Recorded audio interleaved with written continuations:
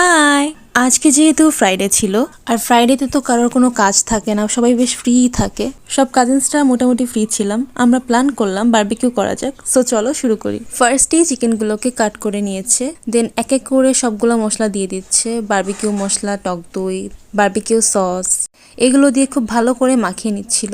আর সবাই যেহেতু একসাথে ছিলাম, টাইমটা কিভাবে কেটে গেছে আমরা টেরও পাইনি। চিকেনগুলো প্রায় 3 ঘন্টা ম্যারিনেটের জন্য রাখা ছিল। আমরা উইন্টার আসলেই বারবিকিউ বারবিকিউ করতেই হবে। আর এদিকে কিছুটা ময়দা মেখে নিচ্ছিল লুচি বানানোর জন্য। অনেক কষ্টের পরে আগুনটা জ্বলেছে, বিকজ আমাদের যে কয়লাটা ছিল ওটা মেইনলি ভেজা ছিল, এজন্য আগুন জ্বালাতে জ্বালাতে অনেক টাইম লেগে গেছে। ঠান্ডার মধ্যে কিন্তু বারবিকিউ করার ফিলটাই অন্যরকম। আমার মনে হয় না আমি কখনো ঠান্ডা ছাড়া বারবিকিউ করেছি। এত ক্ষুধা লাগছে, মনে হচ্ছে হাজার হাজার বছর পার হয়ে গেছে, বাট চিকেন রেডি হচ্ছে না। ওয়েট করতে করতে চিকেনটা রেডি হয়ে গেছে, এবার খাওয়ার পালার। আমি এদিকে ভিডিও বানাচ্ছিলাম। বাই দ্য ওয়ে, বারবিকিউ করতে করতে কিন্তু রাত 2টা বেজে গেছে। এত ঠান্ডা ছিল। ও নো, খাওয়ার ভিডিওটা তো শেয়ার করতেই ভুলে গেছি। নেক্সট টাইম বারবিকিউ করলে 100% শেয়ার করবো।